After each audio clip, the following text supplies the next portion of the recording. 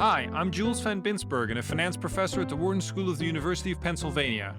And I'm Jonathan Berk, a finance professor at the Graduate School of Business at Stanford University. And this is the All Else Equal podcast. All right, welcome back, everybody. Today we're going to talk about another exciting topic, which is the importance of job security. Let me start with a conversation I had last night with a friend of mine who's an executive at a very, very large company. And he was complaining about a poorly performing worker in another group. And the tone of the conversation was that these large companies are very bureaucratic and inefficient. And that's why they tolerate underperforming workers and choose never to fire them. But that seems like a weird explanation. Why don't the companies just fire the workers and make themselves, the management, as well as the shareholders better off? Why would they leave that opportunity to make everybody better off on the table? That doesn't make much sense to me. Yeah, and I think most people think the companies are just not very well run and making stupid decisions. But today, Jules, we're going to argue that that really isn't the case. And that the explanation that these large companies are inefficient and bureaucratic is actually an all else equal mistake. Well, because as an aside, let's spend a little bit of time on this, right? If we see behavior that we don't understand very well as economists, we always have the card we can pull that says people are just being stupid or irrational. We can always apply that if we have no better explanation than that. But it does seem worth it to at least try to understand from a rational equilibrium point of view where this behavior comes from. Is it possible that we can understand it in another way that makes more sense? Yeah, I mean, when you are faced with the possibility of something that looks puzzling, you could always say, oh, people are just making mistakes. That explanation is always an explanation. Unfortunately, explanations that are always an explanation don't tell you very much. And on top of that, this guy was working for a very large company that's enormously successful. And so in this competitive environment that we live in, it's hard for me to believe that a company can continuously make stupid decisions and still be as successful as that company is. So it seems unlikely that the explanation is that managers are being stupid. And to add some more data to the puzzle, let's just look at some facts, right? So the first one is, as we already established, most companies have some underperforming workers. But more interestingly, perhaps, larger companies seem to have proportionately more of them. Yes, Jules, and let's even define what we mean by underperforming worker. What we mean is that the company has a worker that they could go to the labor market and hire a new worker, an average new worker, and the new worker on average would be more productive than the worker that's currently working at the company. So it would be in the interest of the company to fire the current worker and hire a new one. And so that's how we're going to define an underperforming worker. So now let's go off a bit on a tangent, because it may seem like we're going off on a tangent, but in the end, this is going to be the key explanation for what we're seeing. Let's think a little bit about insurance, right? And the easiest way to think about insurance, let's first start with a simple example like fire insurance. So how does fire insurance work? You as a homeowner go to an insurance company and you say, I'll pay you a premium every year. And then the insurance company says, fine, in case your house burns down, we will reimburse you for the damage. But if nothing happens to the house, then the insurance company gets to keep the insurance premium. Now, suppose that I have only one house with one insurer, and so I have one homeowner, one insurer, and one house, then really not much is happening other than that the risk of the house burning down is transferred from the homeowner to this insurance company. But that, of course, is not the key of insurance. The key of insurance is that you have millions of houses, millions of homeowners, and therefore the insurance company is going to have a pool of houses so that a certain fraction of houses will be hit by this fire. And as long as the fire department does its job, meaning that if one house is on fire, it will put it out so it doesn't spread to many houses around it, this insurance model is going to work quite well. Yeah, so in summary, when the insurance company insures a lot of houses, they themselves bear no risk because they can predict very accurately how many houses will burn down. They can't predict which house will burn down, but on average, they know a certain fraction will burn down. So they charge a premium such that the losses they sustain on that fraction is made up by the premiums they charge everybody. And they add a little bit to the premium and they make a profit, and that profit is relatively riskless, and they make that every year. It's almost a miracle. The insurance company has removed the risk from the economy. Nobody bears the risk of the fire insurance. The next step we need to make is, what does this have to do with workers? We started off with job security, but already the word security suggests a link, right? So, what is the biggest risk that workers have? Well, as we just described, some workers are outperforming workers, some of them are underperforming workers. And the big risk that you have as an individual is that when you start your job, you don't quite know yet which type of worker you are. How well are you going to be able to do the job? And so I remember very well when I went on the job market, you have a lot of uncertainty about how well and whether you will be able to compete in the market. Yes, Jules, when you are 60 years old and you've got a successful career, it's very easy to forget the unpleasantness and how scared you were when you entered the job market. And I remember graduating from college and really worrying, will I be able to put bread on the table? Will I be able to raise a family? And certainly from my perspective at the time, that was the biggest risk I faced. So then if indeed companies are the ones that are insuring workers against this big risk that they face that they don't know how good they are, how does that work, that insurance policy? Well, let's just take a very simple example and suppose that people work for the same company for their entire life, and then the company can say when they hire them, neither the worker nor the company knows yet how competent this worker is. And so the company says, here is a fixed wage that is equal to the average productivity of all the workers, and everybody works at the company for this same fixed wage. The whole risk of the employee's quality has now been offloaded to the company. Just like the fire insurance company took on the risk of the fire of the houses, and then because we average it out over a lot of houses, that became a certainty, the company can simply hire the workers at a fixed wage. Yes, and that's would be an insurance contract. And the question we can first ask is, why don't we see that insurance contract? And I think we see something similar, but not exactly that contract. And let's go through some of the reasons why. Well, the first reason is you have to be a large company, because this doesn't work if you're a very small company and you only have very few workers. There's not a lot of diversification across workers. And in that situation, all that's happening is the risk is being transferred from the worker to the company, and there's not a lot of efficiency gain. On the other hand, if it's a large company, we get a lot of diversification. So that contract would work better for large companies than small companies. The other issue, of course, is some workers are more important than others. Even in a large company, the CEO is an important decision maker. And if the CEO makes a mistake, he can take the whole company down. So it's not possible to diversify the CEO's risk. So in that case, if the company is publicly traded, then shareholders can diversify the risk by just investing in a lot of companies. In that case, they have lots of CEOs. Some of them make good decisions and some of them make bad decisions. And I can see another issue with the very simple example we just discussed, Jonathan, and that is, you cannot keep workers in the same job forever, right? I mean, as workers find out over time that they're the good workers, they're no longer going to be satisfied with this low fixed wage that they're receiving. They want to get a better deal somewhere else because their productivity is higher than the average, and another company will hire them away at a higher wage. So if you want to retain that worker, you're going to have to give them a pay increase. And so the simple contract where you have a fixed wage forever isn't going to work. So what is the next best contract?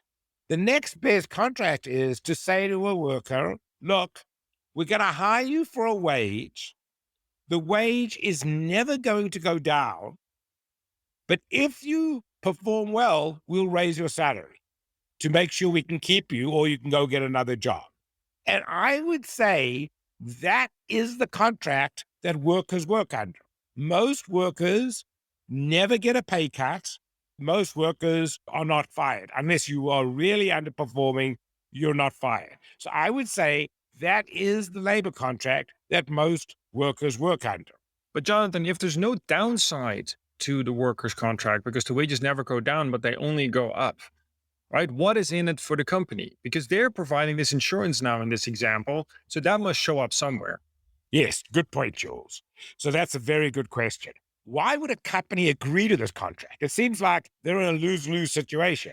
If they hire the worker and the worker turns out to be bad, they never fire him, but they have to overpay the worker. And if the worker turns out to be good, they have to raise their salary. And so they don't get any productivity gains from the worker. They don't make any money from the worker. So that's the same situation a fire insurance company faces, right? If the house burns down, they have to pay out. And that's equivalent to the case where the worker underperforms. So, what does a fire insurance company do to make money? They charge a premium. And so, what's the equivalent of the premium in this case? The initial wage is lowered to take into account the fact that good workers will get a pay increase and bad workers will always stay. And so the workers are perfectly fine with this lower average wage because they understand that they also get the insurance, meaning that they stay in the job for longer, even if they end up being the lower productivity type. So, okay, let's think about some of the implications of this contract. Initially, when I had this discussion with my friend and we were talking about the underperforming worker, the question was, why doesn't the company just fire the worker? And the answer is, all else equal, the company should fire the worker. But if the company fires the worker, then they would have violated the implicit insurance contract that they wrote with the worker. And other workers would notice that. And in realizing that, they would not believe that they had an insurance contract and they would be unwilling to take that lower wage initially. So, in order for the company to write the contract, it's important that the company maintains a reputation so that it's clear that if things turn out badly, the worker will have insurance. And so, firing underperforming workers destroys that reputation. So what you're saying is you could think, why can't the company just one time fire all of the underperforming workers, keep all the good workers, and just promise insurance to the good workers, and then you'd have the best of both worlds. But as you pointed out, you can't do that because there's a reputation to uphold. Because how are people going to believe with your next hiring decision that you are going to keep the insurance contract that you have with them, the job security claim that you have with them, if you've fired people in the past before? So every firing decision that a company makes is tied to this reputation. And remember, it's efficient that the company has these underperforming workers. Why? Because in a large company, especially a publicly traded company, just like the fire insurance example, the employee risk has been removed. The company does not face the risk of its employees because it's got lots and lots of employees. And on average, the company can predict very accurately how many good employees it'll eventually have and how many bad employees it'll eventually have. So the transference of the risk from the employee to the company is efficient. The employee doesn't have to bear the risk, and the company also doesn't have to bear the risk. So it's efficient for companies to have underperforming workers. They are symptomatic of the employment contract. Indeed. Although, let's talk a little bit about in reality, there are going to be scenarios where the contract is violated, right? I mean, we can think of at least two reasons for where that contract could be violated. Let's first talk about bankruptcy. So, when the company goes bankrupt, lots of contracts are torn up, including the labor market contract. Yes. And so that is an important point because companies that have a higher probability of going bankrupt will have a harder time convincing workers that the insurance contract will be upheld. In other words, once the company goes into bankruptcy, what the company does is it starts firing workers. And obviously, you're going to start with the least productive workers. So what that means is companies that have a higher chance of going bankrupt will have to pay higher wages because the wage contract does not have as much insurance in them. So that then also means, Jonathan, that we should see a link between how much debt corporations have and what the wages are that the companies have, right? Because a company that has no debt whatsoever and is only held by equity holders, they have no chance of going bankrupt. So it seems to me that they can make a more solid claim that they're not going to break this insurance contract. Now, another one that I think is interesting to discuss here is we know that in finance, wages are pretty high on average. So, do you think that the high average wages in finance also have a relationship with this insurance argument that we've just made? I do. And what's interesting about the finance industry is they really don't write this contract.